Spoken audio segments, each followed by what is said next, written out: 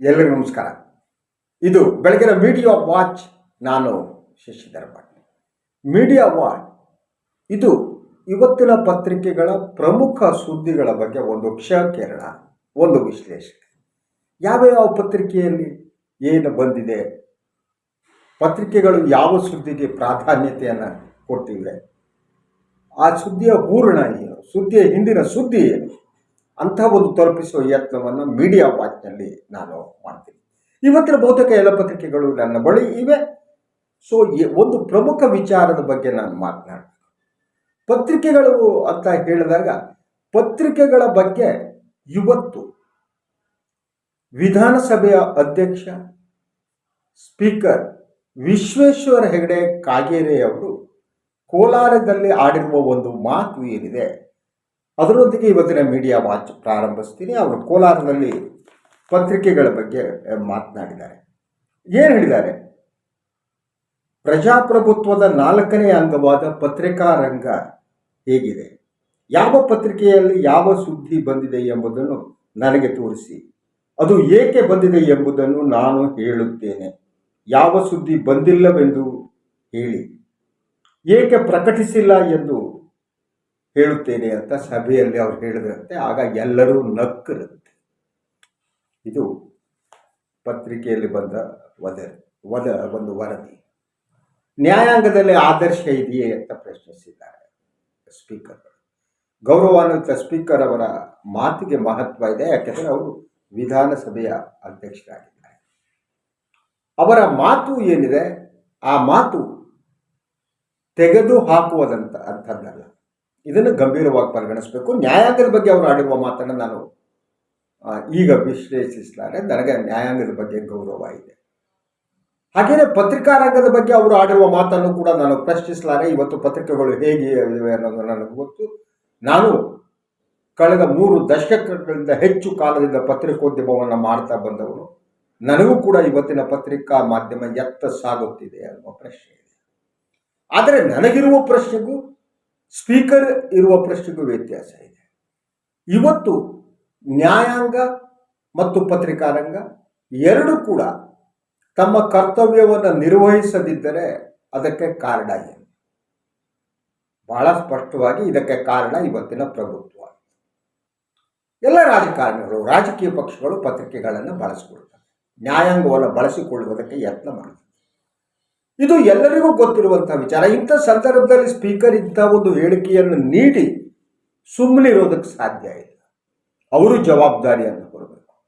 ಇವತ್ತು ಪತ್ರಿಕೆಗಳಲ್ಲಿ ಒಂದು ಸುದ್ದಿ ಬಂದಿಲ್ಲ, ಬರುತ್ತೆ ಅನ್ನೋದಕ್ಕೆ ಕಾರಣಗಳೇನು ಅಂತ ಸ್ಪೀಕರ್ ಪ್ರಶ್ನೆ ಮಾಡ್ತಾರೆ. ಆದರೆ ಅವರು ಪ್ರತಿನಿಧಿಸುವ ಪಕ್ಷ ಏನಿದೆ, ಅವರು ಸ್ಪೀಕರ್ ಆದವರು ಯೂಸ್ವಲಿ ಅವರ ಯಾವ ಪಕ್ಷದಿಂದ ಬಂದಿರ್ತಾರೋ ಆ ಪಕ್ಷದ ಪ್ರಾಥಮಿಕ ಸದಸ್ಯತ್ವಕ್ಕೆ ರಾಜೀನಾಮೆ ನೀಡುವ ಒಂದು ನಿಯಮ ಇದೆ.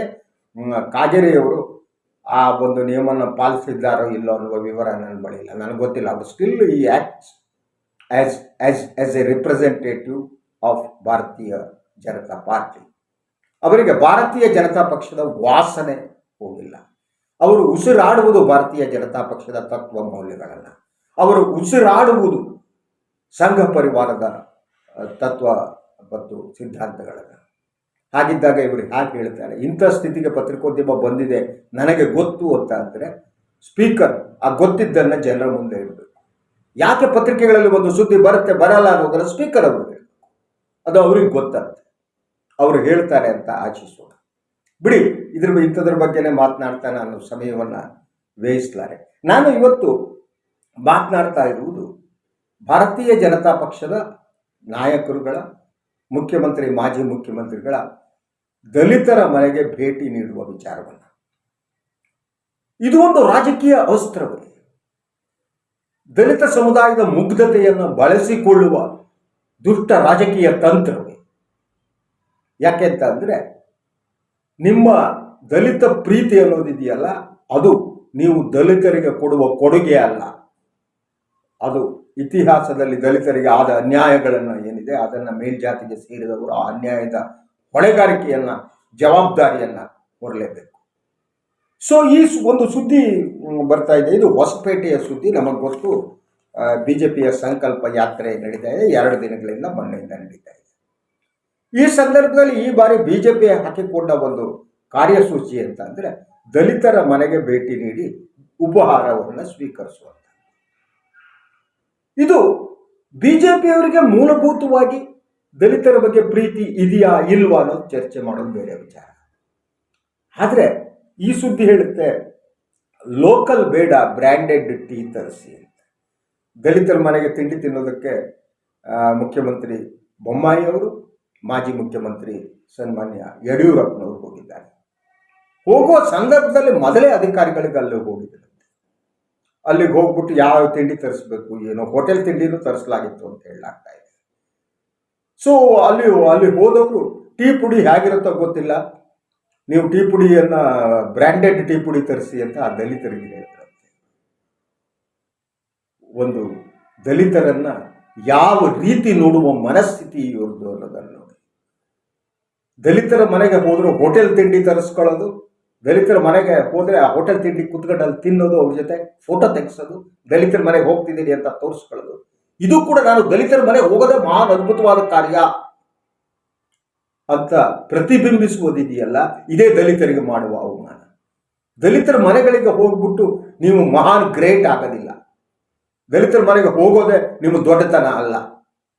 ನಿಮ್ಮ ಒಳಗಡೆ ದಲಿತರ ಬಗ್ಗೆ ಪ್ರೀತಿ ಇಲ್ಲದಿದ್ದರೆ ನೀವು ಈ ಸಮಾಜವನ್ನು ಉಳಿಸಲಾರೆ.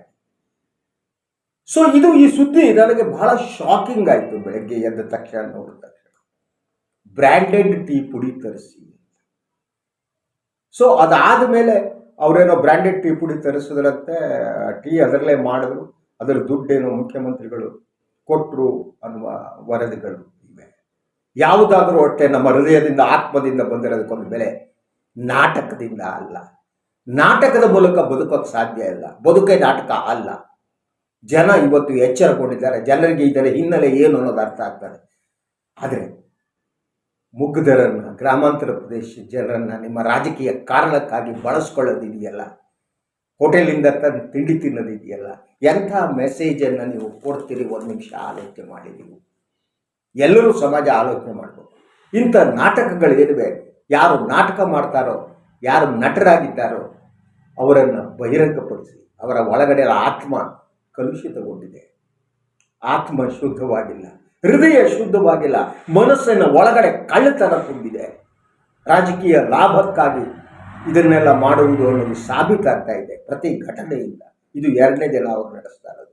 ಹಾಗೆಯೇ ಈ ಪತ್ರಿಕೆಯಲ್ಲಿ ಇನ್ನೊಂದು ಸುದ್ದಿ ಇದೆ, ನಾನು ಆ ಸುದ್ದಿ ಬಗ್ಗೆ ಮಾತನಾಡಬೇಕು. ಅದು ದಲಿತರಿಗೆ ಸಂಬಂಧಪಟ್ಟಿದ್ದು. ಇದನ್ನ ಎಲ್ಲರೂ ಆತ್ಮಾವಲೋಕನ ಮಾಡ್ಕೋಬೇಕು. ಈ ಸುದ್ದಿ ಸಂಬಂಧಪಟ್ಟ ನೀವು ದಲಿತರ ಮನೆಗೆ ಹೋಗ್ಬಿಟ್ಟು ತಿಂಡಿ ತಿನ್ನಕ್ಕೆ ಹೋಗಿ ಹೋಟೆಲ್ ತಿಂಡಿ ತಿಂದ್ಬಿಟ್ರೆ ನೀವು ದೊಡ್ಡವರಾಗ್ತಿಲ್ಲ.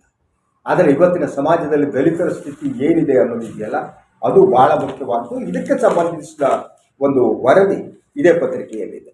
ಕೊನೆಯಾಗುತ್ತಿಲ್ಲ ದಲಿತರ ಮೇಲಿನ ದೌರ್ಜನ್ಯ. ಒಂದೆಡೆ ನಾಟಕ ನಡೀತಾ ಇದೆ, ಪ್ರಹಸನ ನಡೀತಾ ಇದೆ, ಇನ್ನೊಂದು ಕಡೆ ಇದೇ ವರದಿ ಬರ್ತಾ ಇದೆ. ಒಂದು ಕಡೆ ತಿಂಡಿ ತಿನ್ನುವ ಪ್ರಹಸನ, ಮತ್ತೊಂದು ಕಡೆ ಕೊನೆಯಾಗುತ್ತಿಲ್ಲ ದಲಿತರ ಮೇಲಿನ ದೌರ್ಜನ್ಯ ಅನ್ನುವ ವರದಿ.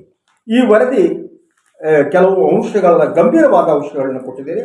ಸೊ ಅದಕ್ಕಾಗಿ ನಾನು ಆ ಪತ್ರಿಕೆಯನ್ನು ನಾನು ಶ್ಲಾಘಿಸ್ತೇನೆ. ಈ ನಾಟಕ ನಡೆಯುವ ಸಂದರ್ಭದಲ್ಲಿ ಈ ನಾಟಕವನ್ನು ಮಾಡುವ ನಟರನ್ನು ನೀವು ಬಹಿರಂಗಪಡಿಸಲೇಬೇಕು.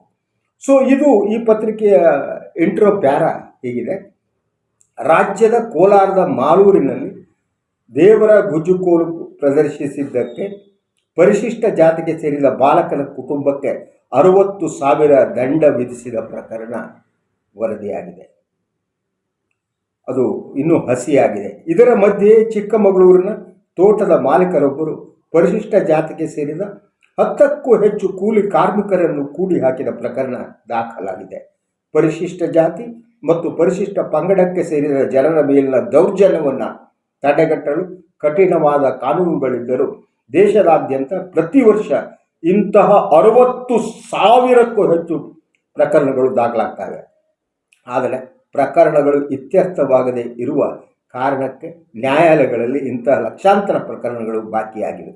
ಇಂತಹ ಪ್ರಕರಣಗಳಲ್ಲಿ ಶಿಕ್ಷೆಯಾಗುವ ಪ್ರಮಾಣವು ಕಡಿಮೆ ಇರುವ ಕಾರಣ ಪರಿಶಿಷ್ಟರ ಮೇಲಿನ ದೌರ್ಜನ್ಯ ಇಳಿಕೆಯಾಗುತ್ತಿಲ್ಲ ಅನ್ನೋ ಮಾತನ್ನು ಈ ವರದಿ ಹೇಳುತ್ತೆ.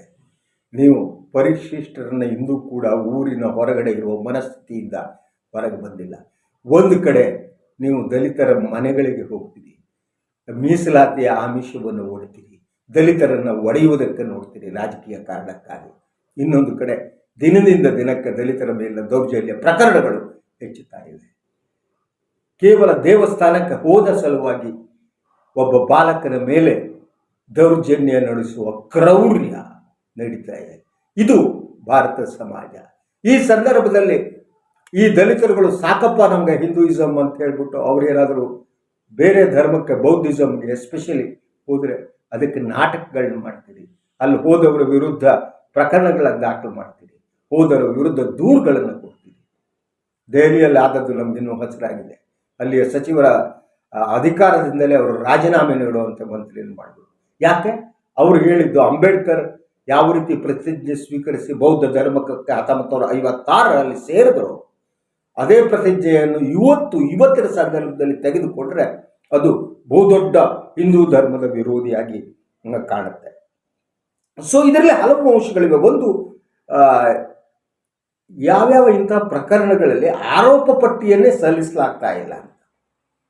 64% ಪ್ರಕರಣಗಳಲ್ಲಿ ಮಾತ್ರ ಆರೋಪ ಪಟ್ಟಿಯನ್ನು ಸಲ್ಲಿಸಲಾಗತ್ತೆ ಅಂತಾನು ಈ ವರದಿ, ಈ ವಿಶೇಷ ಲೇಖನ ಹೇಳುತ್ತೆ. ಜಯಸಿಂಹ ಆರ್ ಮತ್ತು ಅಮೃತ್ ಕಿರಣ್ BM ಅನ್ನುವರು ಬರೆದ ಲೇಖನ ಇದು. ಸೊ ಹಿಂದಿ ಭಾಷಿಕರ ರಾಜ್ಯಗಳೇ ಅತಿ ಹೆಚ್ಚು ದೌರ್ಜನ್ಯ ನಡೀತಿದೆ.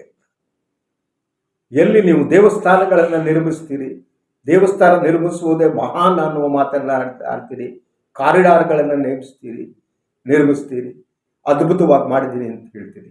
ಆದರೆ ನಮ್ಮ ಸಮಾಜದಲ್ಲಿ ತುಳಿತಕ್ಕೆ ಒಳಗಾದ ಜನರಿಗೆ ಅಲ್ಲಿ ಪ್ರವೇಶ ಇರಲ್ಲ. ಅದು ಹಾಗೆ ನಡೆಯುತ್ತೆ. ಸೊ ಈ ರೀತಿ ಹಿಂದೂಯಿಸಮ್ನ ವೈಭವೀಕರಣ ಎಲ್ಲೆಲ್ಲಿ ನಡೀತಾ ಇದೆ ಅಲ್ಲೇನೆ ದೌರ್ಜನ್ಯ ಹೆಚ್ಚು ನಡೀತಾ ಇದೆ ಅನ್ನೋದು ಕುತೂಹಲಕರ. ಯಾವುದು ಸೌತ್ನಲ್ಲಿ ಕಡಿಮೆ ಅಂತ, ಕನ್ನಡದಲ್ಲಿ ನಡೀತಾ ಇದೆ, ಅದರ ವಿವರ ಈ ವರದಿಯಲ್ಲಿ ಕೊಟ್ಟಿದ್ದಾರೆ. ಆದರೆ ಇದಕ್ಕಿಂತ ಹೆಚ್ಚು ಹಿಂದಿ ಭಾಷಿಕ ರಾಜ್ಯಗಳು ನಡೆಯುತ್ತೆ. ಈಗ ಹಿಂದಿ ಭಾಷೆಯನ್ನು ಹೇಳಿದವರು ನಾಳೆ ಈ ದೌರ್ಜನ್ಯವನ್ನು ನಡೆಸಿ ಅಂತ ಹೇಳಲ್ಲ, ಅದು ಒಂದು ರೀತಿ ಆಶೀರ್ವಾದ ದೌರ್ಜನ್ಯಕ್ಕೆ ಕೊಡುವಂಥ. ಇನ್ನು ಇದುವರೆಗೆ ಸುಮಾರು 2.95 ಲಕ್ಷ ಪ್ರಕರಣಗಳೇನಿವೆ ಅವು ಬಾಕಿ ಇವೆ. ಅಂದರೆ ದಲಿತರ ಮೇಲಿನ ದೌರ್ಜನ್ಯ ಪ್ರಕರಣಗಳು ನ್ಯಾಯಾಲಯದಲ್ಲೂ ಇತ್ಯರ್ಥ ಆಗೋದಕ್ಕೆ ಲೇಟ್ ಆಗ್ತಾ ಇರೋದು ಒಂದು ವಿಳಂಬ ಒಂದಾದರೆ, ಇನ್ನೊಂದು ಇಂಥ ಪ್ರಕರಣಗಳಲ್ಲಿ ಬೇಕಾದ ಸಾಕ್ಷ್ಯಾಧಾರಗಳನ್ನು ಒದಗಿಸಿದ್ದೇನೆ. ಯಾಕಂದರೆ ಅವ್ರ ಮನಸ್ಥಿತಿ ಹೇಗಿದೆ ಅಂತ ಅಂದರೆ, ಮುಖ್ಯಮಂತ್ರಿಗಳು ಮಾಜಿ ಮುಖ್ಯಮಂತ್ರಿಗಳು ಹೋದಾಗ ಬ್ರ್ಯಾಂಡೆಡ್ ಟೀ ಕೊಡಿ ಅಂತ, ಬ್ರ್ಯಾಂಡೆಡ್ ಜನ ಇದು, ಇವರಿಗೆ ಬ್ರ್ಯಾಂಡ್ ಬೇಕು. ಮತ್ತು ಯಾವ ಪುರುಷಾರ್ಥಕ್ಕೆ ಹೋಗ್ಬಿಟ್ಟು ನೀವು ಅಲ್ಲಿ ಈ ನಾಟಕ ಮಾಡ್ತೀರಿ? ದಲಿತರ ಮನೆಯಲ್ಲಿ ತಿಂಡಿ ತಿಂದೆ ಅಂತ ಯಾಕೆ ನಿಮ್ಮದು ಮಹಾನ್ ಹೆಗ್ಗಳಿಕೆ? ದಲಿತರ ಮನೆಯಲ್ಲಿ ತಿಂಡಿ ತಿನ್ನೋದು ಅದು ನಿಮ್ಮ ಶ್ರೇಷ್ಠತೆಯ ಪ್ರತಿಪಾದನೆ ಅಲ್ವಾ? ನಾನು ಶ್ರೇಷ್ಠ ಜಾತಿಯಿಂದ ಬಂದವನು, ನಾನು ಶ್ರೇಷ್ಠನಾಗಿದ್ದೇನೆ, ಆದ್ದರಿಂದ ನಾನು ಅವ್ರ ಮನೆಗೆ ಹೋಗೋದು, ನಾನು ಅವ್ರಿಗೆ ಮಾಡುವ ಆಶೀರ್ವಾದ, ಬದನೆಕಾಯಿ ನಿಮ್ಮ ಯೋಗ್ಯತೆಗೆ. ಸೊ ಇಂತಹ ಒಂದು ವರದಿ ಏನಿದೆ, ಇದು ಇಂಥ ವರದಿಗಳು ಬಂದಾಗ ಸತ್ಯ ದರ್ಶನ ಆಗುತ್ತೆ, ಇವರ ನಾಟಕಗಳು ಬಹಿರಂಗ ಆಗುತ್ತೆ. ಸೊ ಇನ್ನೊಂದು ಚಿತ್ರ ಇದೆ, ಅದು ನಾಟಕಕ್ಕೆ ಸಂಬಂಧಪಟ್ಟಿದ್ದೇನೆ. ಸಚಿವ ಸುಧಾಕರ್ ಅವರು ಎಲ್ಲ ಹೋಗ್ಬಿಟ್ಟು ಯಕ್ಷಗಾನದ ವೇಷ ಹಾಕಿದ್ರಂತೆ. ಯಾಕೆ ಯಕ್ಷಗಾನದ ವೇಷ ಬೇಕು? ನೀವು ಹಾಕ್ತಾ ಇರೋದೇ ವೇಷ ಕಣ್ರಿ, ನಿಮ್ಮದು ಬಹುದೊಡ್ಡ ವೇಷ ಇದು. ರಾಜಕಾರಣಿಗಳದ್ದೇ ವೇಷ ಧರಿಸ್ತೀರಿ ನೀವು ನಟರು, ಮಹಾನ್ ನಟರುಗಳು, ನೀವು ಅಭಿನಯ ಪ್ರವೀಣರು. ನಿಮ್ಮ ರೀತಿ ಅಭಿನಯ ಮಾಡೋರು ಯಾರೂ ಇಲ್ಲ. ಮುಗ್ಧ ಜನರನ್ನು ದುರುಪಯೋಗ ಪಡಿಸ್ಕೊತೀರಿ ಅಲ್ವಾ? ಸೊ ಈ ಸ್ಥಿತಿ ಬಂದು ಇವತ್ತು ತಲುಪಿದೆ. ಆದ್ದರಿಂದ ಇಂಥ ಸಮಾಜದಲ್ಲಿ ದಲಿತರ ಮೇಲಿನ ದೌರ್ಜನ್ಯಗಳು ನಿಲ್ಲದೇನೆ ದಲಿತರನ್ನು ಅವರಿಗೆ ಸಿಗಬೇಕಾದ ಹಕ್ಕು ಅದು, ಮತ್ತು ಉಳಿದ ಜಾತಿಯವರು ಯಾರು ಶೋಷಣೆ ಮಾಡಿದರೂ ಅವರ ಕರ್ತವ್ಯ. ಹಕ್ಕು ಮತ್ತು ಕರ್ತವ್ಯ ಎರಡೂ ಇದೆ. ಹಕ್ಕಿದೆಯಲ್ಲ, ಅದು ಹಕ್ಕದು. ಆ ಹಕ್ಕನ್ನು, ಸಮಾನವಾಗಿ ಬದುಕುವ ಹಕ್ಕನ್ನು ನಿರಾಕರಿಸ್ತಾ ಅವ್ರ ಮನೆಗೆ ತಿಂಡಿ ತಿನ್ನುವ ಮನಸ್ಸಿದೆಯಲ್ಲ, ಹೋಗ್ಬಿಟ್ಟು ಅದು ಎಂತಹ ದುಷ್ಟ ಮನಸ್ಸು ಅನ್ನೋದನ್ನು ಆಲೋಚನೆ ಮಾಡಿ. ಅಂತಹ ದುಷ್ಟ ಮನಸ್ಸು ಇವತ್ತು ಪ್ರಭುತ್ವದಲ್ಲೂ ಇದೆ, ಸಮಾಜದೊಳಗೆ. ಇಡೀ ಈ ಜಾತೀಯತೆ ಅನ್ನೋದು ಇದೆಯಲ್ಲ, ಅದು ಬೇರು ಬಿಟ್ಟಿದೆ. ಇನ್ನೊಂದು ಕಡೆ ಕೋಮುವಾದ ವಿಜೃಂಭಿಸ್ತಾ ಇದೆ. ಪ್ರತಿ ಮಾತುಗಳಲ್ಲೂ ಕೂಡ ಅಲ್ಪಸಂಖ್ಯಾತರನ್ನ ಟಾರ್ಗೆಟ್ ಮಾಡುವಂಥದ್ದು. ಸೊ ಈ ಮನಸ್ಥಿತಿ ಏನಿದೆ, ಈ ಮನಸ್ಥಿತಿ ಇದು ಶ್ರೇಷ್ಠತೆಯಿಂದ ಬಂದದ್ದು. ನಾನು ಶ್ರೇಷ್ಠನಾದವನು ಅಂತ, ಮತ್ತು ಈ ವರ್ಣಾಶ್ರಮ ಧರ್ಮದಿಂದ ಬಂದಂಥದ್ದು. ಭಗವದ್ಗೀತೆ ಕಲಿಸುವವರ ಮನಸ್ಸು ಇರುತ್ತಲ್ಲ, ಆ ಮನಸ್ಸು ಇರುವುದೇ ಹೀಗೆ.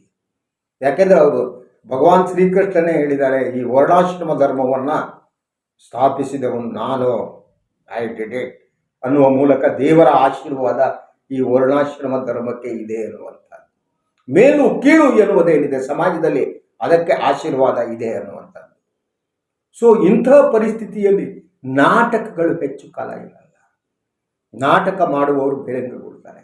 ಸುಧಾಕರ್ ಅಂತ ಅವರು ಯಕ್ಷಗಾನದ ವೇಷ ಹಾಕಿದವರು ನಾಳೆ ವೇಷ ಬಿತ್ತಲೇಬೇಕು. ಅವರ ನಿಜ ದರ್ಶನ ಹಾಗೆ ಆಗುತ್ತೆ ಈ ಜನರದ್ದು. ಕೇವಲ ವೇಷ ಧರಿಸುವ ಮೂಲಕ ನೀವು ಇನ್ನೇನು ಮಾಡೋದಕ್ಕೆ ಸಾಧ್ಯ ಆಗಲ್ಲ. ಆದರೆ ಇವತ್ತು ಅಂಥ ವಾತಾವರಣವನ್ನು ಸೃಷ್ಟಿಸಲಾಗಿದೆ. ಇನ್ನೂ ಹಲವು ಸುದ್ದಿಗಳು ಇವತ್ತಿನ ಪತ್ರಿಕೆಗಳಲ್ಲಿ ಇವೆ. ಸೊ ಇಂಗ್ಲೀಷ್ ಪತ್ರಿಕೆಯಲ್ಲಿದ್ದ ಇನ್ಫ್ಲೇಷನ್ ರೇಟ್ಗೆ ಸಂಬಂಧಪಟ್ಟಿದ್ದು, ಉಳಿದೆಲ್ಲ ನಾವು ಮಾತಾಡ್ತೀವಿ, ಬೇಕಾದೊಂದು ಬಿಟ್ಬಿಟ್ಟು ಎಲ್ಲ ಒಂದಿಷ್ಟು ಜನರನ್ನು ರೆಡಿ ಮಾಡಿಬಿಟ್ಟು ಅವ್ರನ್ನ ಅಖಾಡಕ್ಕೆ ಇಳಿಸಿ ಅವರು ಸಾಮಾಜಿಕ ಜಾಲತಾಣಗಳಲ್ಲಿ ಅಲ್ಲಿ ಬಂದು ವಿಭಿನ್ನ ಅಭಿಪ್ರಾಯ ವ್ಯಕ್ತಪಡಿಸಿದವರ ಮೇಲೆ ದಾಳಿ ನಡೆಸೋದು. ಇದ್ರ ಬಗ್ಗೆ ಯಾರು ಮಾತನಾಡಲ್ಲ. ಪತ್ರಿಕೆಗಳು ಯಾಕೆ ಸುದ್ದಿ ಹಾಕ್ತವೆ ನನಗೆ ಗೊತ್ತಿಲ್ಲ ಅಂತ ಸ್ಪೀಕರ್ ಸಾಹೇಬರು ಹೇಳ್ತಾರೆ. ಯಾಕೆ? ಅದಕ್ಕೆ ನಿಮ್ಮ ಪಕ್ಷದ ಪಾತ್ರ ಇದೆ ಅಂತ ಹೇಳಿದ್ರೆ, ಇದು inflation accelerates to 7.41, highest since April. ಹಣದುಬ್ಬರ ಪ್ರಮಾಣ ಏಪ್ರಿಲ್ನಿಂದ ಈಚೆಗೆ 7.41% ಹೆಚ್ಚಿದೆ ಅಂತ. ಇದು ಒಂದು ಅಪಾಯಕಾರಿಯಾದ ಒಂದು ಸ್ಥಿತಿ. ಹಣದುಬ್ಬರ ಯಾವಾಗ ಹೆಚ್ಚಾಗುತ್ತೆ ಆಗ ಬೆಲೆಗಳು ಗಗನಕ್ಕೆ ಏರ್ತವೆ. ಈಗಲೇ ಬೆಲೆಗಳು ಗಗನಕ್ಕೆ ಏರಿವೆ. ಸಾಮಾನ್ಯ ಒಬ್ಬ ಮನುಷ್ಯ ಇಲ್ಲಿ ಬದುಕುವುದಕ್ಕೆ ಸಾಧ್ಯ ಇಲ್ಲ. ಅವನಿಗಿರುವ ಒಂದು ಮಿನಿಮಮ್ ಇನ್ಕಮ್ನಲ್ಲಿ ಅವರು ಊಟ ಮಾಡೋದಕ್ಕೆ ಕಷ್ಟ ಅನ್ನುವ ವಾತಾವರಣ ಸೃಷ್ಟಿಯಾಗಿದೆ. ಆದರೆ ಅವರ ಒಳಗಡೆ ಧರ್ಮದ ಅಪೀಮನ್ನು ಅವರನ್ನು ಒಳಗಡೆ ಹಾಕಲಾಗಿದೆ. ಎಲ್ಲವನ್ನ ವಾಸ್ತವವನ್ನು ಮರೆಸುವುದಕ್ಕೆ ಧರ್ಮವನ್ನು ಮುಂದಿಡಲಾಗುತ್ತೆ. ಧರ್ಮ ಅನ್ನುವುದು ಯಾವುದೇ ಧರ್ಮ ಇರಲಿ, ಹಿಂದೂಯಿಸಮ್, ಮುಸ್ಲಿಂ, ಇಸ್ಲಾಂ ಆರ್ ಕ್ರಿಶ್ಚಿಯಾನಿಟಿ, ಬಹುತೇಕ ಧರ್ಮಗಳದ್ದು ಅಂದರೆ ಅದು ವಾಸ್ತವವನ್ನು ಮರೆಸುತ್ತೆ. ನೀವು ವಾಸ್ತವದಲ್ಲಿ ಬದುಕಿದರೆ ನಿಮಗೆ ಧರ್ಮದ ಅಗತ್ಯನೇ ಇರಲ್ಲ. ಧರ್ಮ ವಾಸ್ತವವನ್ನು ಮರೆಸುತ್ತಾ ನಿಮ್ಮನ್ನೊಂದು ಭ್ರಮಾತ್ಮಕವಾದ ಒಂದು ವ್ಯವಸ್ಥೆಯಲ್ಲಿ ಬದುಕುವಂತೆ ಮಾಡುತ್ತೆ. ಧರ್ಮ ನೀನು ಸತ್ತ ಮೇಲೆ ನಿನಗೆ ಸ್ವರ್ಗ ಕೊಡ್ತೇನೆ ಅಂತೇಳಿ ಇಲ್ಲಿಯ ನರಕದ ಸ್ಥಿತಿಯನ್ನು ಮರೆಸುವಂಥ. ದಲಿತರಿಗೆ ಈಗ ಇರುವುದು ಅಂಥ ಒಂದು ನರಕದ ಸ್ಥಿತಿನೇ. ನರಕ ಅನ್ನುವ ಪರಿಕಲ್ಪನೆ ಹೇಗೆ ಬಂತು? ನರಕ ಇದೆಯೋ ಇಲ್ಲೋ ಬೇಡ, ಆದರೆ ಈ ನರಕ ಏನು ರಿಪ್ರೆಸೆಂಟ್ ಮಾಡುತ್ತೆ? ಇಲ್ಲಿ ನರಕ ಇದೆ ಅವರಿಗೆ ಬದುಕಿಗೆ. ಅವ್ರನ್ನ ರಾಜಕೀಯ ಅಸ್ತ್ರವನ್ನಾಗಿ ಬಳಸ್ಕೊತೀವಿ. ನೀವು ರಾಜಕೀಯವಾಗಿ ಅಸ್ತ್ರವನ್ನು ಬಳಸ್ಕೊತಾ ಇನ್ನೊಂದು ಪಾರ್ಟಿ ಬಗ್ಗೆ ದೂಷಿಸ್ತಾ ಹೋಗೋದು. ಅವರು ಇಂತಹ ಸಮುದಾಯವನ್ನು, ಇಂತಹ ಜಾತಿಯವರನ್ನ ಮತ ಬ್ಯಾಂಕ್ ಆಗಿ ಬಳಸಿದ್ರು. ನೀವೇನು ಬದನೆಕಾಯಿ ಕೂತ್ಕೊಂಡು ಏನು ಮಾಡ್ತಿದ್ದೀರಿ? ನೀವು ಬಳಸ್ಕೊತಾ ಇಲ್ವಾ? ಈಗ ನಾನು ಈಗಿನ ಪ್ರಭುತ್ವವನ್ನು ಅಥವಾ ಯಾವ ಪ್ರಭುತ್ವ ನಡೆಸುವ ಪಕ್ಷವನ್ನು ನಾನು ಬೈತಾ ಇದ್ದರೆ, ಈಗ ಅವರು ಅಧಿಕಾರದಲ್ಲಿದ್ದಾರೆ ಅನ್ನೋ ಕಾರಣಕ್ಕಾಗಿ ಇನ್ನೊಂದು ಪಕ್ಷ ಅಧಿಕಾರದಲ್ಲಿದ್ದ ಉಬ್ಬುದು ಉಪ್ಪಿನಕಾಯಿ ಹಾಕೋಣ ಅವರು. ಆದರೆ ಈಗ ಟಾರ್ಗೆಟ್ ಯಾರು? ಈಗ ಯಾರನ್ನ ಟೀಕಿಸಬೇಕು ಅಂತ. ಯಾಕೆಂದರೆ ಇಂತಹ ಒಂದು ಬಹುದೊಡ್ಡ ನಾಟಕದ ಕಂಪನಿ ಇವತ್ತು ಅಧಿಕಾರ ನಡೆಸ್ತಾ ಇದೆ. ಇದು ದೊಡ್ಡ ನಾಟಕದ ಕಂಪನಿ. ನಾಟಕ ಇಲ್ಲದೆ ಇನ್ನೇನೂ ಇಲ್ಲ. ಭ್ರಷ್ಟತೆಯ ಬಗ್ಗೆ ಮಾತನಾಡ್ತಾ ಇನ್ನೊಬ್ಬರು ಭ್ರಷ್ಟರು ಅಂತ ಹೇಳ್ತಾ ತಮ್ಮ ಭ್ರಷ್ಟತೆಯನ್ನು ಮುಚ್ಚಿಕೊಳ್ಳುವಂಥದ್ದು, ಹಣದುಬ್ಬರದಂಥ ಮಹತ್ವದ ವಿಚಾರಗಳನ್ನು ಮಾತಾಡದೇ ಇರೋದು, ದಲಿತರ ಮೇಲಿನ ದೌರ್ಜನ್ಯ, ದಲಿತರ ನೋವು, ಅಸಹಾಯಕತೆಯನ್ನು ದುರುಪಯೋಗಪಡಿಸ್ಕೊಳ್ಳೋದು, ಅವ್ರ ಮನೆಗೆ ವಿಸಿಟ್ ಮಾಡಿಬಿಟ್ಟು ಫೋಟೋ ಹೊಡೆಸಿ ಹಾಕೋದು, ಹೋಟೆಲ್ಗಳಿಂದ ತಿಂಡಿ ತರಿಸಿ ಮನೇಲಿ ಕೂತ್ಕೊಂಡು ತಿನ್ನೋದು. ಈ ಸಮಾಜಕ್ಕೆ ಬಗ್ಗೆ ಏನು ಹೇಳೋಣ? ಒಂದು ನಿಮಿಷ ಆಲೋಚನೆ ಮಾಡಿ. ಮತ್ತೆ ಬರ್ತೀನಿ ನಾನು ಇನ್ನೊಂದು ವಿಚಾರದೊಂದಿಗೆ ತಮ್ಮ ಜೊತೆ ಮಾತನಾಡ್ತೀನಿ. ಎಲ್ಲರಿಗೂ ಒಳ್ಳೆಯದಾಗಲಿ. ಶುಭೋದಯ, ಶುಭ ಬೆಳಕು, ಗುಡ್ ಮಾರ್ನಿಂಗ್.